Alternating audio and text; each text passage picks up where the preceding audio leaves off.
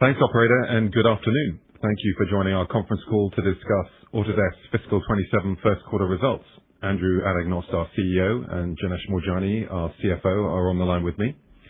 During this call, we will make forward-looking statements, including outlook and related assumptions on products, artificial intelligence, sales and marketing optimization, go-to-market strategies, trends, and pending transactions.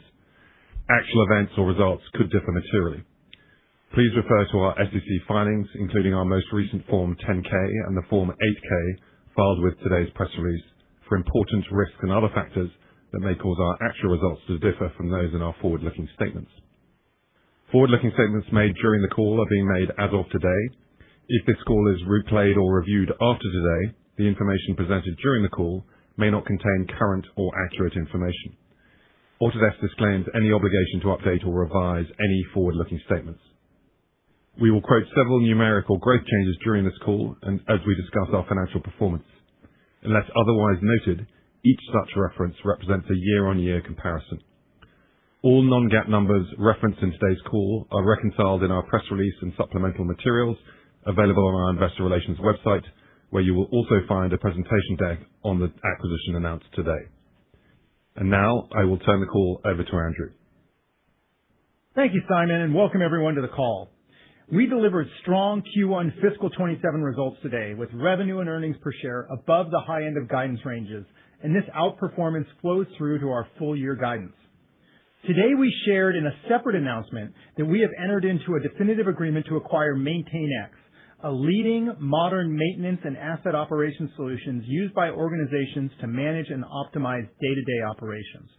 The acquisition reflects Autodesk's commitment to becoming a long-term leader in operations and builds upon Autodesk Operations Solutions, AOS, capabilities in digital twins and factor design. I'm going to devote my opening remarks to operations and will return to our other strategic initiatives after Janesh's discussion of our financial performance and guidance. Autodesk's strategy is to converge design, make, and operate data and context continuously through the full lifecycle. This benefits owners, designers, builders, manufacturers, and operators through increased efficiency and resilience and reduced risk and downtime. Operations is highly complementary to the design and make category, reflecting growing customer demand and more continuous data-driven workflows from concept through to operation and optimization. With this expansion in operations, we plan to unlock higher value system-level AI, extend our duration with assets and systems from years to decades, and meaningfully expand our addressable market. MaintainX helps organizations manage maintenance, assets, and frontline operations with a modern, mobile-first platform with pre-built integrations that serve as both a system of record and action for day-to-day operational workflows. It's led by world-class engineering and AI talent and delivers a scalable go-to-market growth motion for operations and strong expansion potential across customer segments, geographies, and adjacent use cases. Its position as a key component of maintenance and operational activity gives Autodesk access to rich data on asset condition and history, inspections, maintenance patterns, and real-world performance. Bringing MaintainX into Autodesk begins to build the data and context loop that enables a new generation of more integrated, data-driven, and AI-powered capabilities, connecting digital design and make with real-world performance to deliver predictive maintenance, intelligent automation, and real-time decision support. In short, we are excited to welcome the MaintainX team to Autodesk, and this acquisition will position us to help our customers increase efficiency and resilience and reduce risk and downtime through convergence. Janesh, over to you to discuss our quarterly financial performance and guidance. Thanks, Andrew. Q1 was another strong quarter. Overall, the underlying momentum of the business was consistent with prior quarters and a bit better than the assumptions we built into our guidance range, with strength coming from similar industry segments in AECO, particularly in construction and emerging markets. Our sales reorganization is proceeding as planned. The overall impact to new subscription growth was within the range of our expectations, while upfront revenue was less impacted than we expected. Renewal rates remained strong. Total revenue in the first quarter grew 18% as reported and 16% in constant currency. As expected, the new transaction model provided a tailwind of roughly 3.5 percentage points to revenue growth in the first quarter. Please see the tables in our press release, earnings deck, and Excel financials for details by product and region. Billings increased 18% as reported and 15% in constant currency. The new transaction model provided a tailwind of roughly 1.5 percentage points to billings growth in the first quarter. We completed the transition to annual billings for most multi-year contracts during the quarter, so there will no longer be noise in billings from that transition. But with the ongoing reduction in the level of multi-year discounting, we expect the shift from multi-year to annual contracts will continue to benefit price realization while also weighing on unbilled deferred revenue growth. Turning to margins, first quarter GAAP and non-GAAP operating margins were 28% and 39% respectively. GAAP operating margin increased approximately 14 percentage points, primarily due to the absence of one-time charges and underlying margin improvements. Non-GAAP operating margin was up approximately 2 percentage points. This primarily reflected operating leverage and the benefits from our sales optimization. First quarter free cash flow of $876 million benefited from typical seasonal strength, partly offset by cash restructuring costs. Moving on to capital allocation, we repurchased approximately 1.9 million shares during the quarter for $448 million. We continue to expect our share buyback in fiscal 27 to be similar to fiscal 26 in total dollars.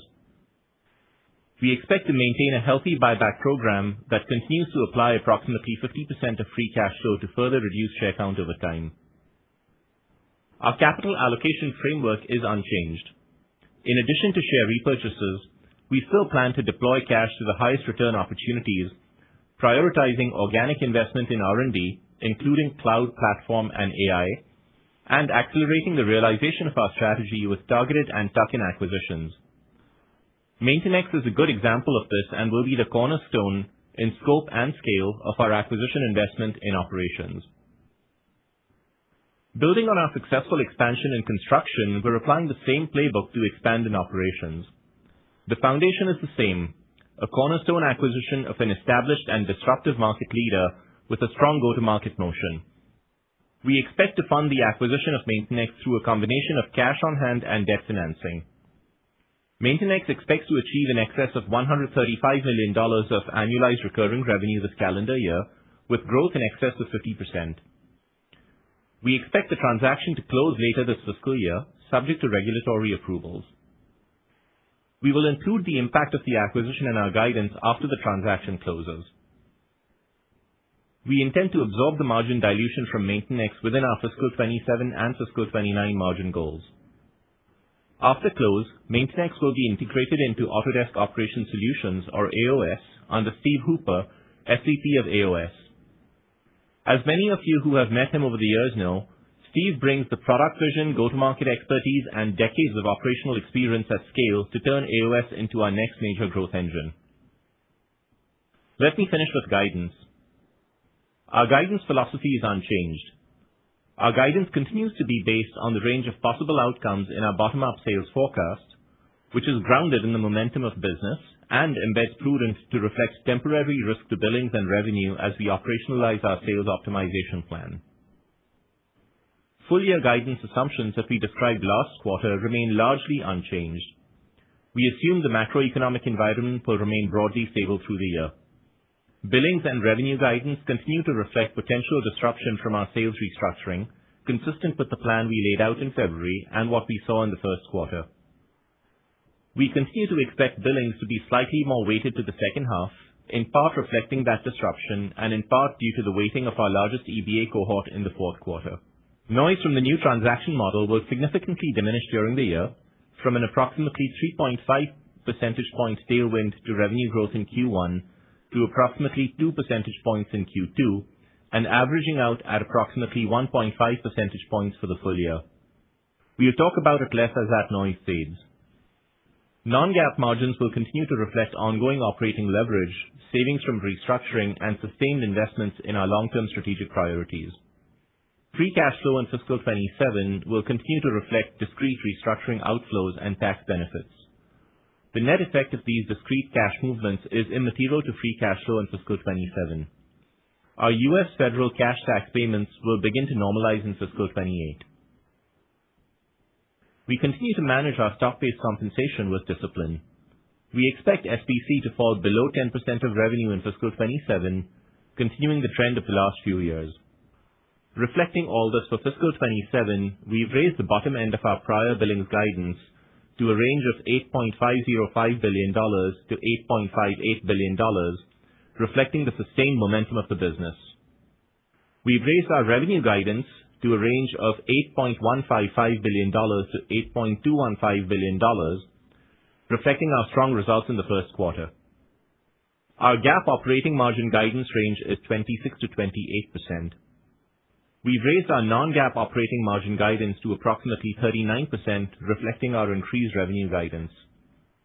We've also raised the bottom end of our free cash flow guidance to a range of $2.725 billion to $2.8 billion. In summary, we remain disciplined and focused on the controllable factors that drive our revenue, operating margin, earnings per share, and capital allocation, which are the key building blocks of free cash flow per share. The slide deck on our website has modeling assumptions for the second quarter and full fiscal year 27. Andrew, back to you. Thank you, Dinesh. Autodesk is focused on convergence, powered by our platform, industry clouds, and AI.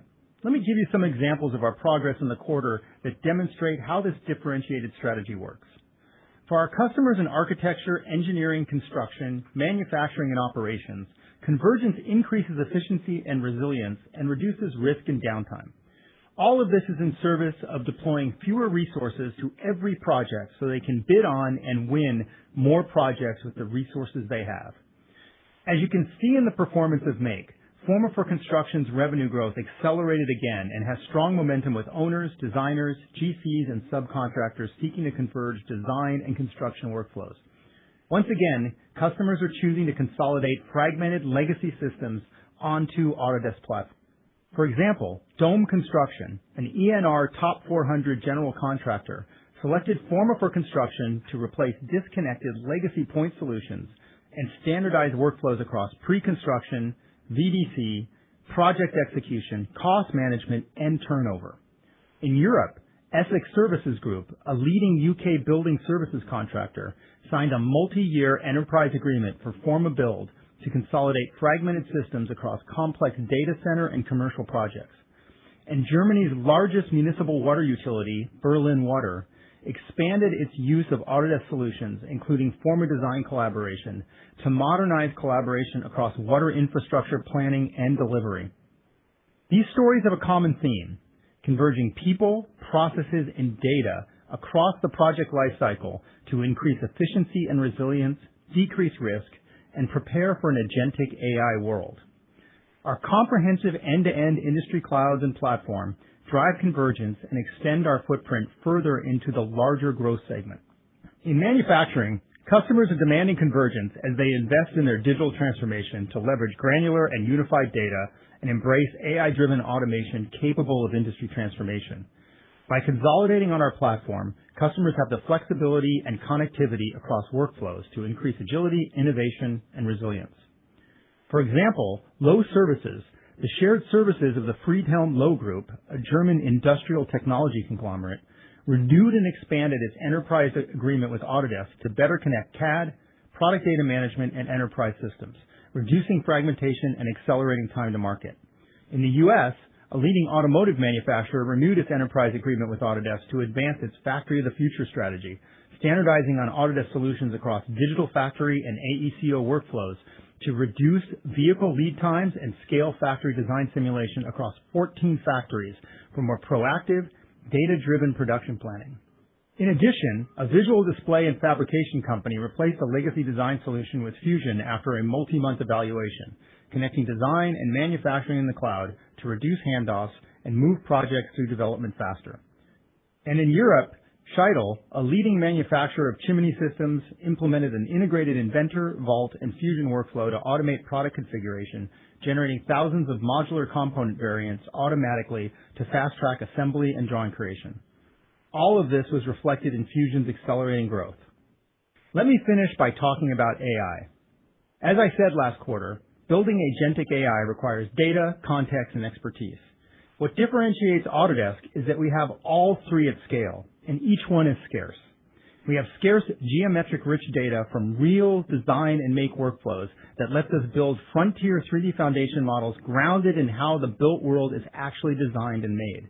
We have real-world workflow context, including design intent, constraints, constructability, coordination, and trade-offs that enable industry-specific MCP and agentic-based workflows that work reliably across the lifecycle. And we have deep domain and technical expertise that translates data and context into trusted products, defensible IP, and knowledge graphs built for professional-grade outcomes. That foundation matters because our customers do not just need AI that can generate. They need AI that produces outputs that are correct in the real world. That is a hard problem, and we are using a hybrid approach to solve it.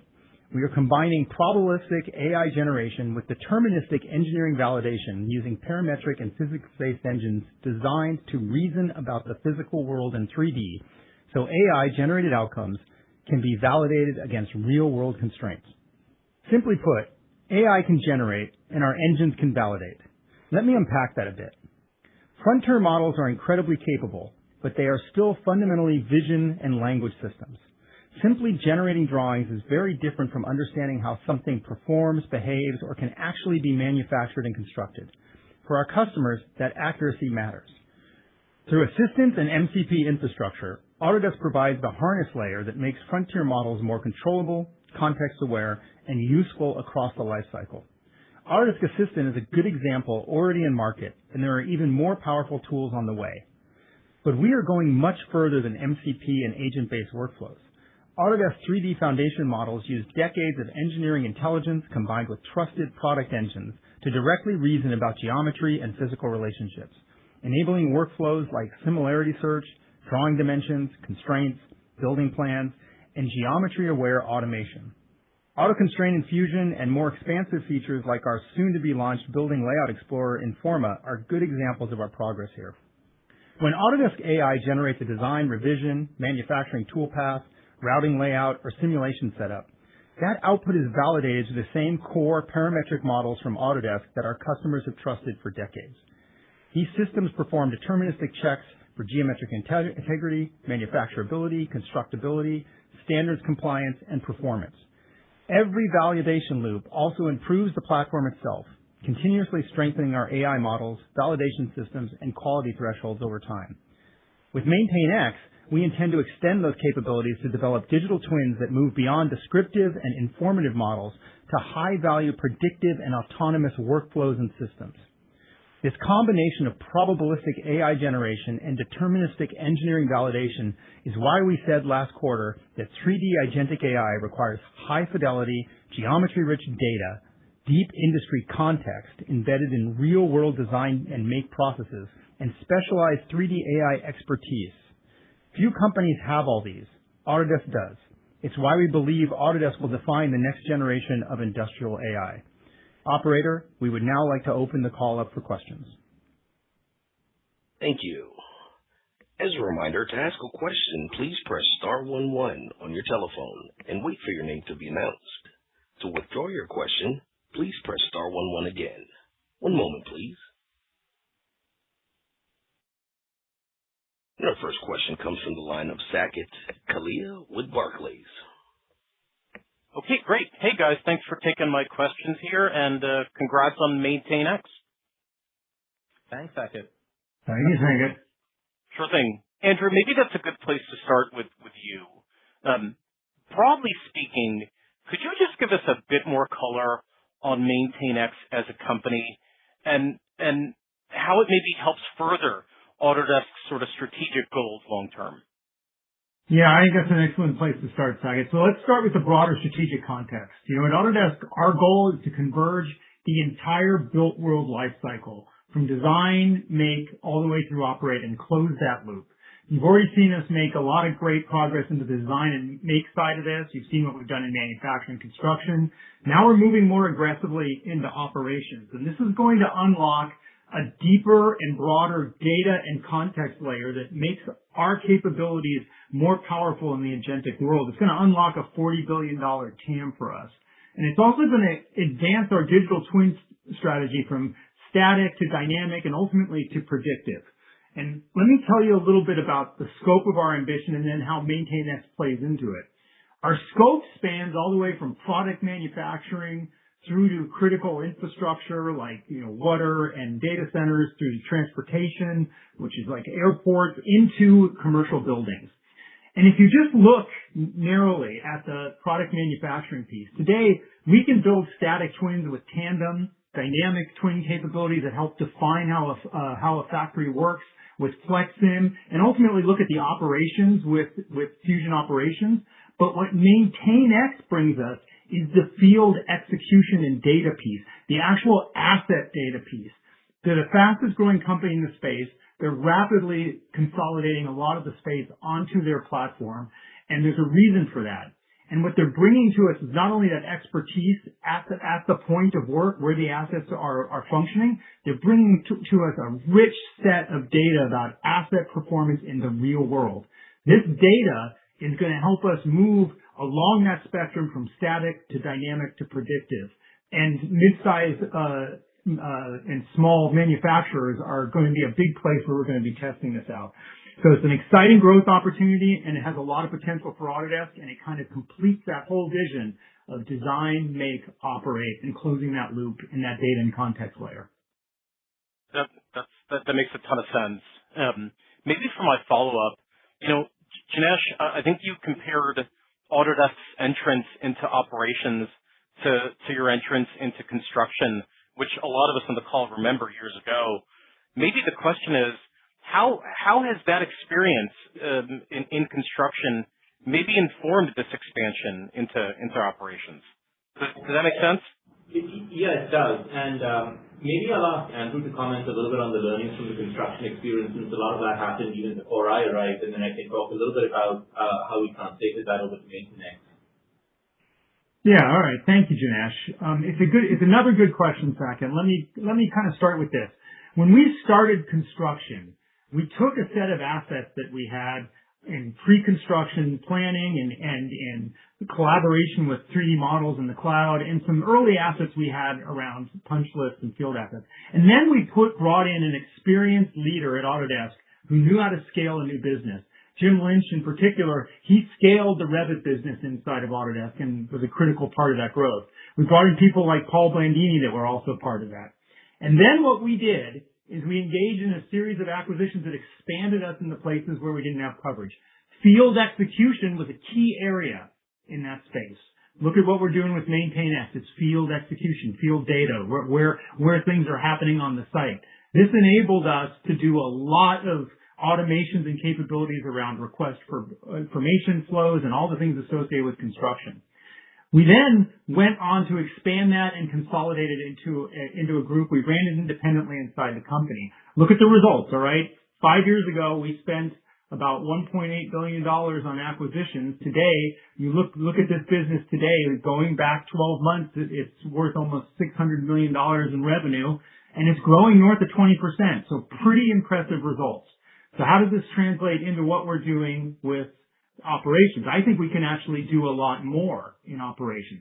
Today, we're putting an experienced leader that scaled Fusion in its early days. That's Stephen Hooper. We're bringing back Paul Blandini into the operations team. He has a lot of the chops from that. We're bringing in a best-in-class field execution, on-site maintenance and asset-aware solution into our portfolio, MaintainX. A great team that knows how to build this kind of technology, a great team that's already built AI-driven workflows based on some of that data. And then we're going to work to incrementally bring in some smaller acquisitions over time that round out the solution. So follow the same playbook, integrate the things that we need to integrate quickly, hold back in the things that drive the health of the business, run the same playbook, and I think we're going to have even more impressive results than what you've seen with construction. Great to hear. Thank you. Thank you. Our next question comes from the line of Jay Vleeschhouwer with Griffin Securities. Thank you. Good evening. Andrew, among the critical technical ingredients of your growth strategy are, of course, platform services plus the AEC data model and the manufacturing data model. The question is, could you talk about production deployments of any or all of those among your customers in AEC and manufacturing? And apropos of today's news, how do you see the MaintainX acquisition fitting technically into those architectural initiatives around data models? Then I'll ask my follow-up. Yeah. So as you know, the usage of our APIs and the AEC data model and the manufacturing data model by our customers continues to go up month after month after month. They're using it to provide real solutions. We're actually monetizing some of that API usage today. We continue to create granular solutions for our data and granular capabilities. All of these are tools that our customers will be able to plug into, but that we also plug into to create some of the agentic workflows that we're doing for our customers. So it's really important to look at the progress we're doing there. When you look at MaintainX, it brings another piece of granular data, asset performance data, into the cycle. This is actually going to be valuable for some of our customers to actually build new businesses on from our stack. So our goal is our customers should be doing more projects, bidding on more projects, winning more projects, and getting a larger slice of the life cycle of the built world. This is another way we enable this. Our customers are going to be able to expand their offerings to their customers through some of the new types of granular data we'll be able to offer through the asset layer as well. So it's another way of rounding things out, not only for our customers, but for us as well. So it's going to be pretty exciting. Okay. Another technology question. As you're aware, there was a very interesting AEC industry conference 2 weeks ago in London, which had many themes relevant to the company. One of which I thought was quite interesting was the theme among many customers that presented of developing their own tools to either supplement commercially available tools, potentially even just use their own tools for their design and engineering. Could you talk about that potential phenomenon of customers developing, at least in AEC, some of their own homegrown tools?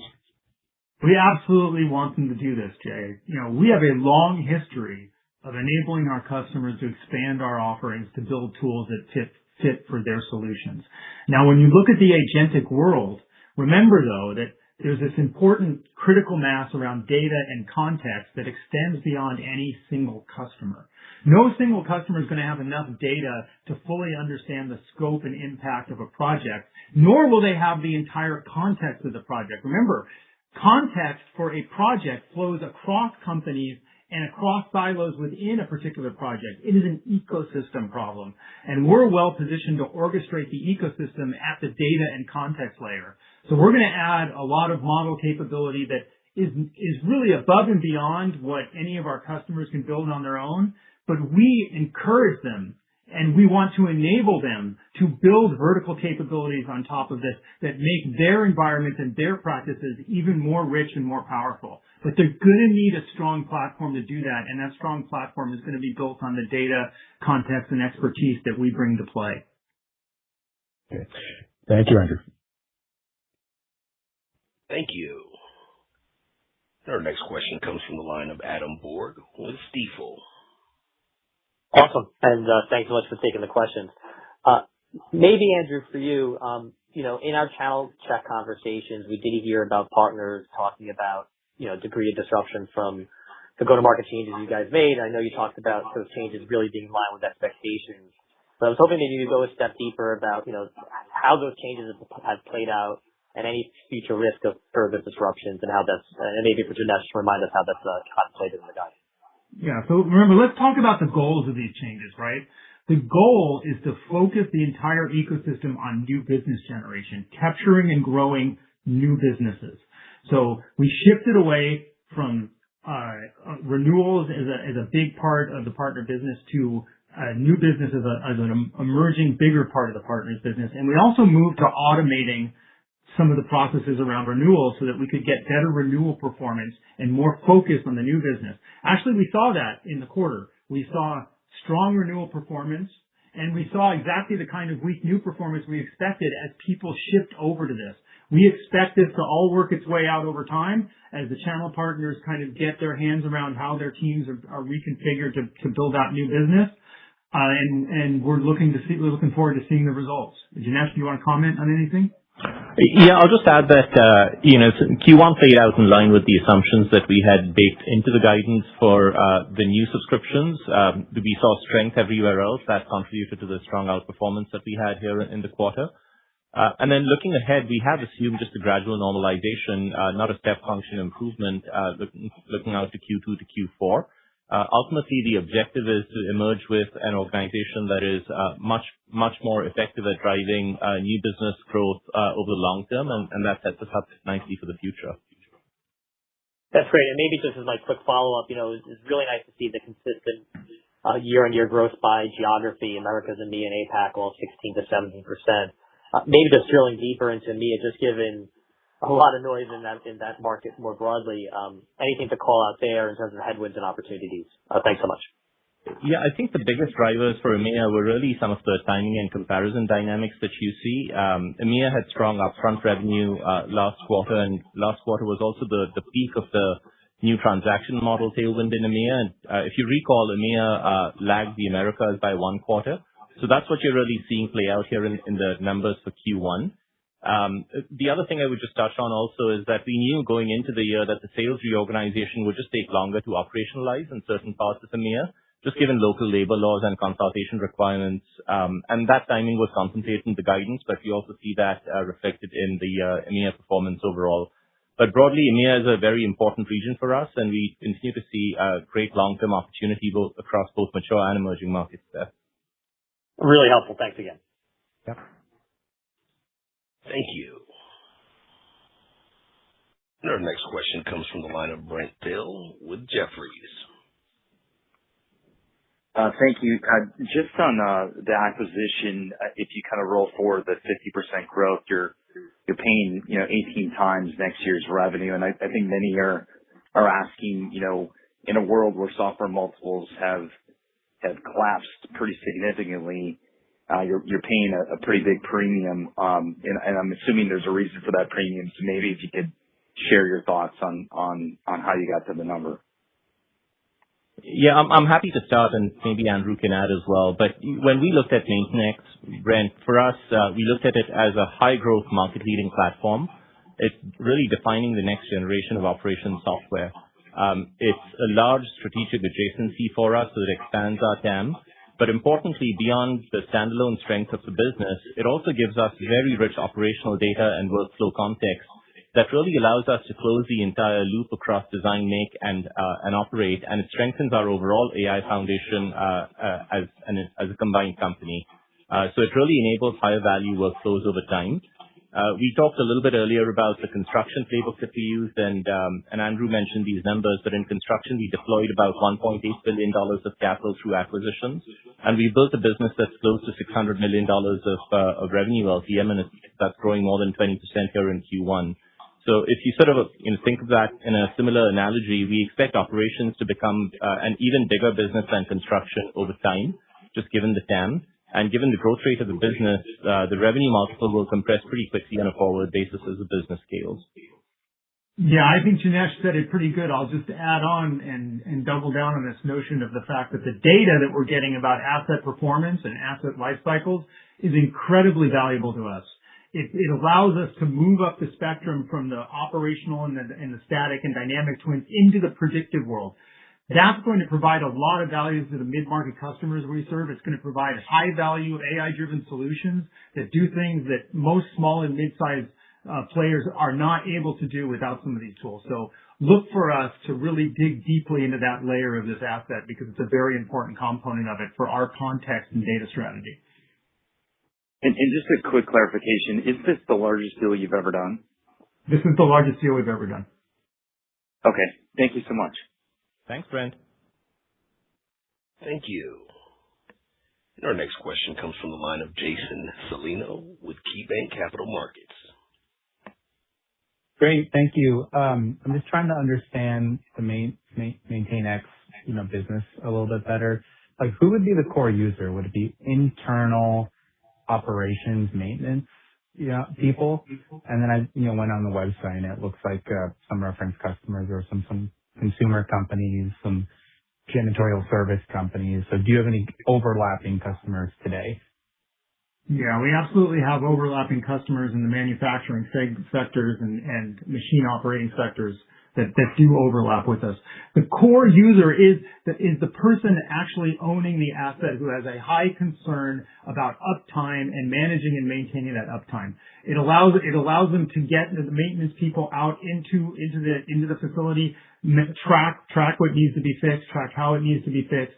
And the value we're going to bring moving forward is we're going to be able to turn that into a predictive cycle and a closed loop into being able to allow them to optimize facilities. I think the greatest example you can use here is what happens in a small and mid-sized factory where they're trying to highly automate their processes and try to create a digital twin of the operational capabilities of their factory and reconfigure that factory on a regular basis and keeping it running as much as they possibly can. That's going to be a big opportunity for us with regards to the predictive twin capability.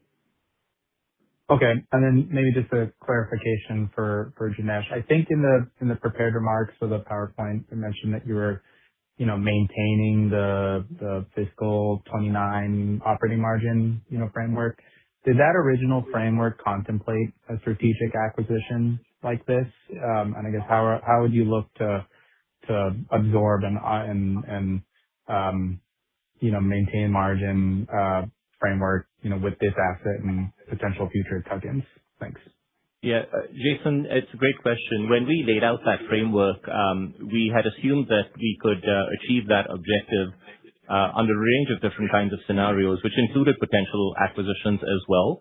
Ultimately, the business is generating a healthy amount of operating leverage, and we use that operating leverage to both achieve margin goals as well as reinvest back in the business to drive sustainable and durable growth in the future.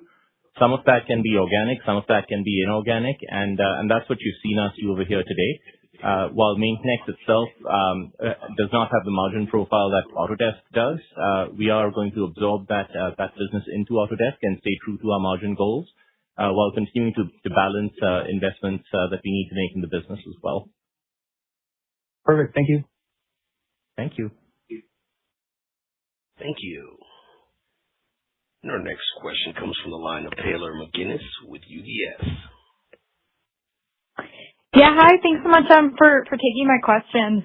Janesh, if I ran my math right, it looks like the guide for adjusted constant currency billings implies around high single digits growth for the remainder of the year. And I think revenue, growth is closer to 10% or so. So could you just unpack the delta there? Was there any pull forward of deals into 1Q, or is that just a reflection of the impact from some of the sales changes? And then secondly, not to throw, too many questions at you, but I believe you made a comment about a benefit from price realization to billings, but that also weighing on unbilled deferred revenue growth. So I'm wondering if you could just unpack that a little bit more, specifically with RPO growth of 9%. Yeah, I'm happy to touch on both of those, Taylor. So in terms of the overall growth profile for both billings and revenue, keep in mind it's really the effect of the sales reorg that we had, where you see the effect show up in billings first, and then you see the effect show up in revenue over time. So that's one piece that you need to just keep in mind, and our guidance largely reflects that in terms of the pace of normalization of new business productivity coming back into the sales sales team as we go through the reorganization and complete the operationalization of that. That's probably the biggest piece to think about with respect to the guidance.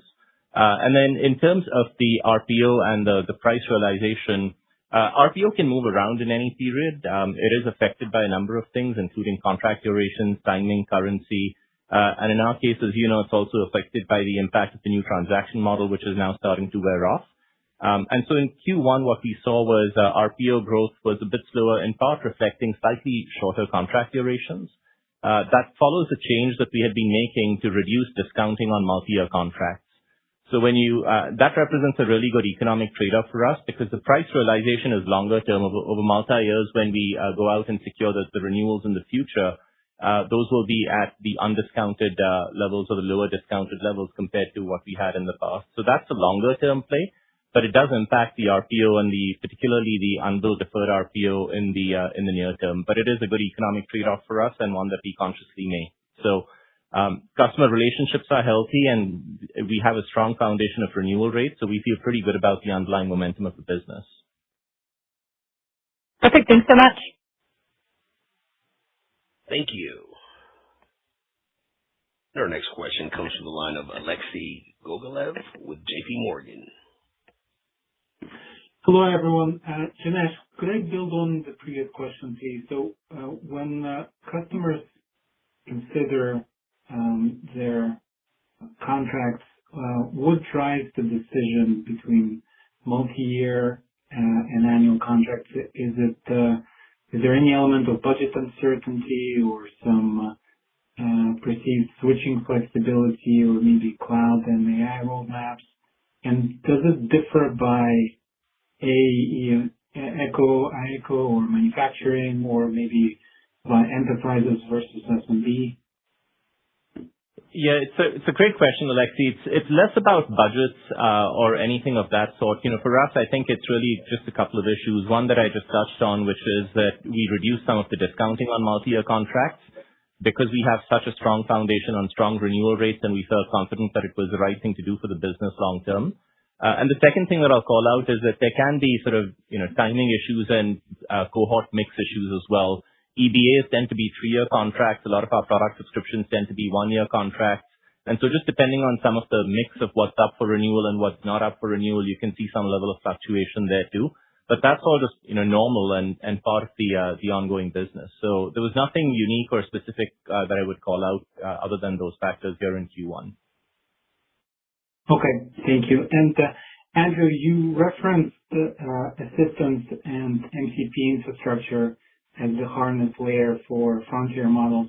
What's the near-term product roadmap, where it shows up first, and what customers can do that they couldn't do before?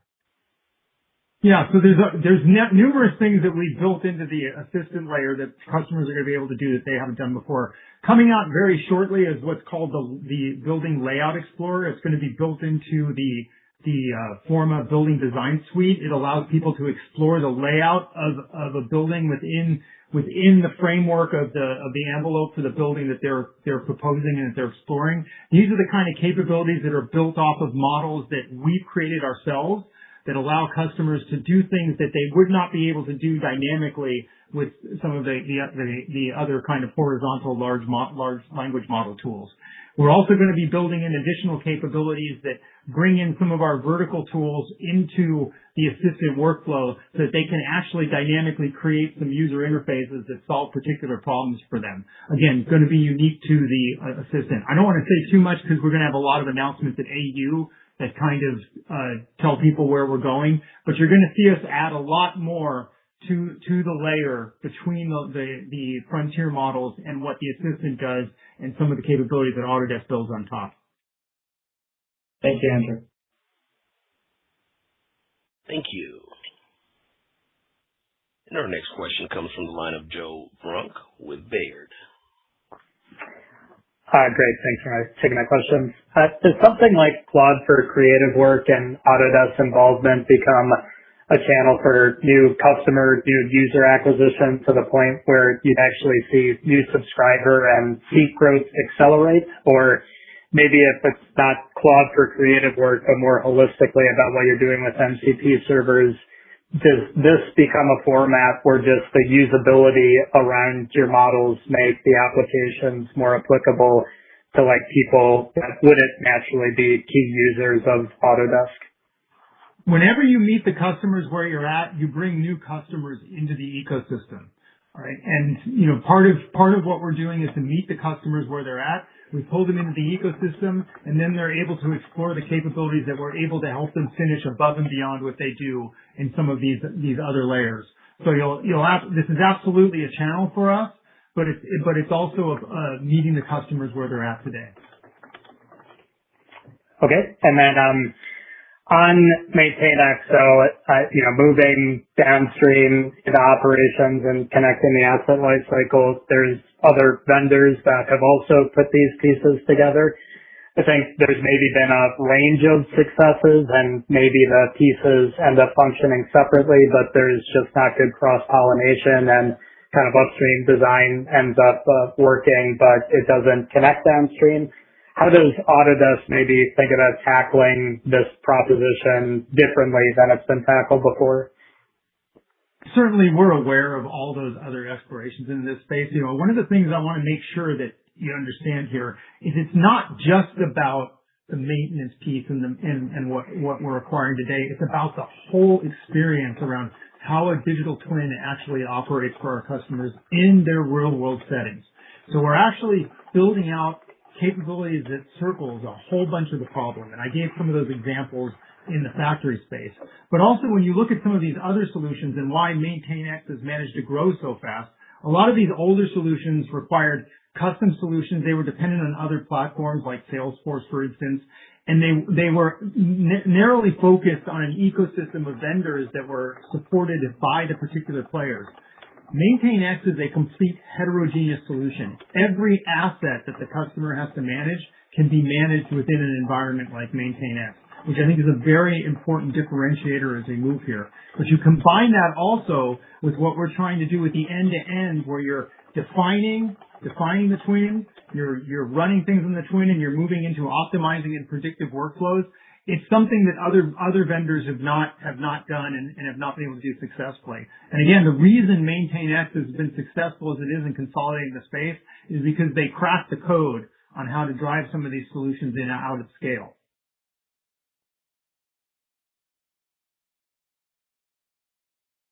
I just add there is, you can see the evidence of these differentiators that Andrew talked about in the growth profile of MaintainX compared to the growth profiles of some of those other companies. Thank you. Thank you. Our next question comes from the line of Ken Wong with Oppenheimer. Hey, fantastic. Thanks for taking my question. The first one for you, Janesh. I just wanted to kind of clarify the billings guide. Constant currency billings growth was raised a bit at the low end, but the constant currency adjusted for transaction model was unchanged. Is that just rounding error and the underlying confidence of billings is higher, or are you trying to say it's neutral? Yeah, I think that's just largely rounding. Because we guide in whole percentages, we focused on the total dollars of billings. We didn't see any big shift in terms of the impact of the new transaction model. I think that's just largely rounding right there. Got it. And then Andrew, just on the go-to-market changes, it sounds like kind of within the range of outcomes. Would you say it's just kind of typical learning curve stuff, or I remember last year there was maybe some invoicing and billing dynamics that you guys had to iron out those kinks. Like, are there any notable items that you guys feel you need to course correct?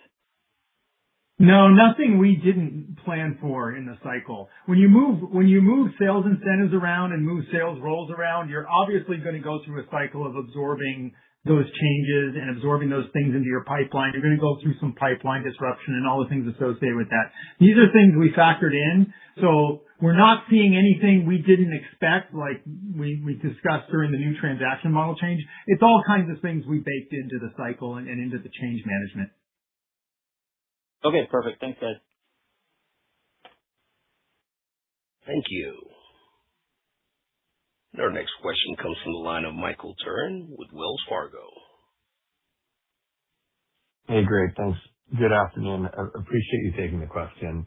As you're obviously well aware, the company's worked through a fairly notable and impressive transformation over the past few years. Maybe just a two-part question for me. You could just provide us with kind of a grounding update on where the company stands in terms of technology replatforming and evolution of the pricing model and how that positions the company competitively from your perspective. And then as the follow-on, just maybe also speak to confidence in layering MaintainX into that, just confidence in the foundation you've set as this being the right point to kind of bring something new into the fold there.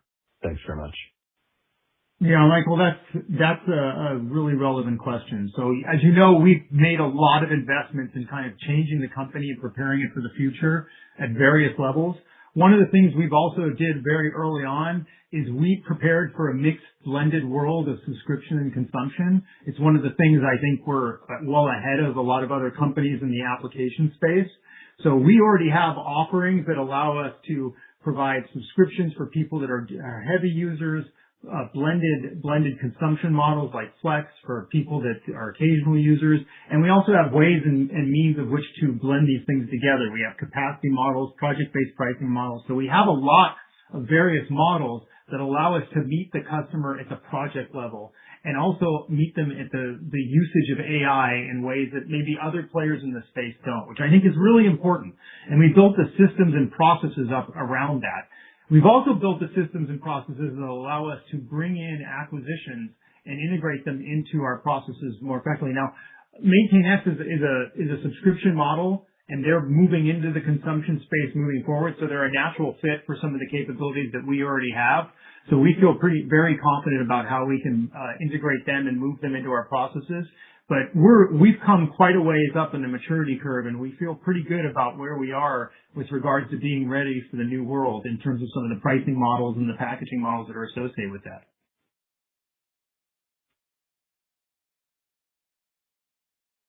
Thanks very much. Thank you. And our next question comes from the line of Joshua Tilton with Wolfe Research. Hey guys, thanks for sneaking in. Can you hear me? Yeah, we can, Josh. Go ahead.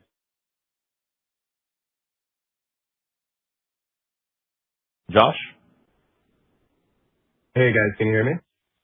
We can now. Go ahead, please. Perfect. Amazing. A bit of an awkward pause there for a second. Maybe just two quick ones from me. First one is just something we noticed is, there was a rebranding or repackaging of Autodesk Build on the eStore to Forma Build. And along with that, it feels like the pricing of that offering is I don't know if significantly is the right word, but mid-teens cheaper than it was previously. Is there any change in the strategy that you guys are seeing in construction around, how you're using price as a lever to entice customers, especially since the offering itself is pretty good? And then I have a follow-up for that. Yeah. So you're actually convolving two things there, Michael. So let me, Joshua, sorry. Let me help you with that a little bit. So the rebranding of everything under Forma is to acknowledge that we have an end-to-end solution that's entirely cloud native, from design, pre-construction planning, all the way into construction. So everything is branded under the Forma layer. So Forma for Construction is now connected to directly through Forma Data Management to Forma Site Design and Forma Building Design. The offering you're talking about is Forma Build Essentials. Build Essentials is a version of Build designed to reach the small and mid-sized general contractors. So it's a effort to expand our footprint down market at a price point and a capability point that works. So it's essentially a smaller version of Autodesk Build that fits for the people who are participating in the project more broadly. That's what that price point is. It's basically going to expand our footprint and our reach into the entire ecosystem. And it's designed to actually accelerate some of our expansion into other parts of the construction process. Makes a lot of sense. Maybe just one more, and I'm going to preface this with, we have a ton of prints tonight. I've been bouncing around on calls, so if it's been addressed already, I apologize. But if I step back, you guys just put out a really solid quarter. I don't think I've gotten anybody really picking at the results themselves. But then we also have this deal that you're announcing coming into the fold, and it's pretty sizable.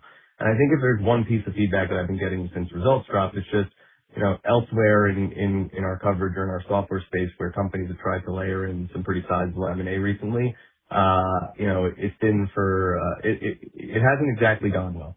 Is there anything that you can maybe, give us or communicate to us that can increase the confidence that now's the right time to make this acquisition, that the core business is still healthy and nothing has changed there, and that and that this is, the right time to be making a deal of this size, if that makes sense? Yeah. So we're a very disciplined company when it comes to acquisitions. And I want to go back to what we did with construction, because again, we're running a very similar playbook that we did with construction. And frankly, over a 5-year period, a lot of the pricing dynamics and all the operating dynamics are actually very similar when you adjust for the 5-year difference in time frame. So we're super disciplined about these things. We do work like this when we know we can absorb it and we know we can execute on it. The timing's right because this is the time when you want to expand the breadth and depth of your data and context layer across entire life cycles. The broader and deeper your context and data layer, the more competitive you are in the future agentic world, because the more workflows you can automate, the more value you can bring to your customers. So the timing's right for us. Super disciplined about processes like this, and we've been waiting to do this and planning to do this for quite some time.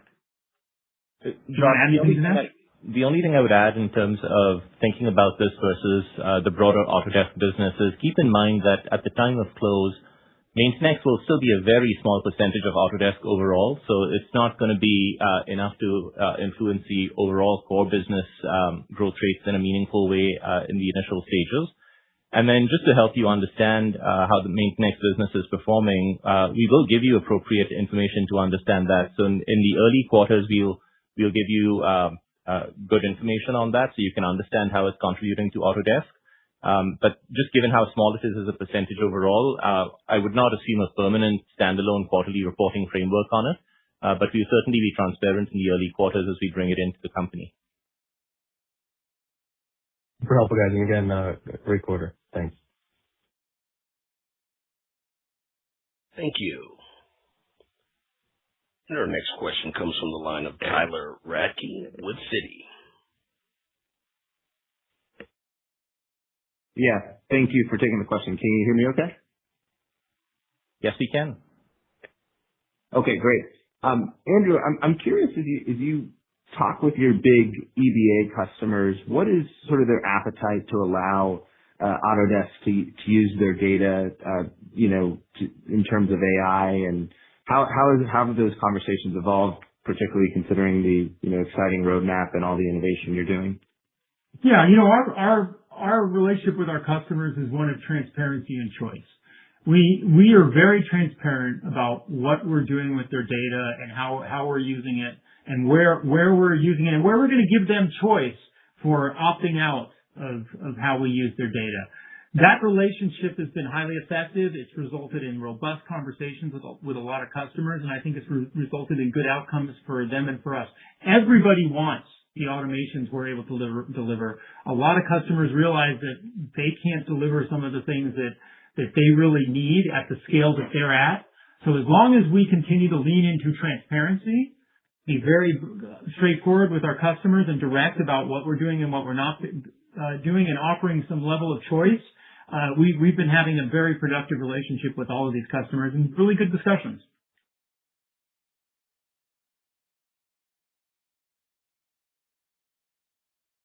Thank you. Thank you. And our next question comes from the line of Clarke Jeffries with Piper Sandler. Hello, thank you for taking the question. I wanted to follow up on the discussion about MaintainX kind of graduating from subscription to subscription plus consumption. Maybe you could preview for us what that might look like for that business model. How far along are they? Is it meaningfully contributing to the growth rate? And then a follow-up, just, a lot of Autodesk's focus has been on the AEC segment and the manufacturing segment. I think there's really an opportunity with MaintainX to expand to a lot more owner-operator presence. And so after spanning from manufacturing to a lot of those other industries that you mentioned in terms of critical infrastructure or commercial real estate, do you see a investment in go-to-market that will happen to make this asset extend into some of those other verticals, beef up the sales force to kind of grow owner-operator presence? Thank you. Yeah. First off, it's far too early to look at MaintainX through the lens of consumption and things associated with consumption. They're very early in that journey. They've got a bunch of AI-driven capabilities that will evolve over time. Now, with regards to the larger question about branching out into those other segments, again, following very much what we did in construction, we built an entire go-to-market machinery around construction that allowed us to reach various players within the construction ecosystem. That's why we pull it out separately, and that's why we engage the way we do to make these businesses successful, is that we want to make sure we're building the ecosystem, not just the product ecosystem, but the go-to-market ecosystem that allows us to reach the various customers. You heard us kind of talk pretty vocally about the first pillar being probably in the product manufacturing space. But remember, we already have a footprint in water operations, and we already have a footprint in building operations as well. Our desire is absolutely to get deeper into the owner-operator workflow, because we feel that converging them and bringing them in closer to the entire process is going to be valuable to us, valuable to them, and valuable to the rest of our customers in our ecosystem. Thank you very much. Thank you. That is all the time we have for Q&A today. I would like to hand the call back over to Vice President, Investor Relations, Simon Mays-Smith, for any closing remarks. Thank you, Andrew. Good to speak to everyone. We'll look forward to chatting to many of you on the road over the coming weeks. If you have follow-up questions, please ping me or my team, and we'll look forward to chatting on our next quarter's earnings. Thanks very much. Goodbye. Ladies and gentlemen, thank you for participating. This does conclude today's program, and you may now disconnect.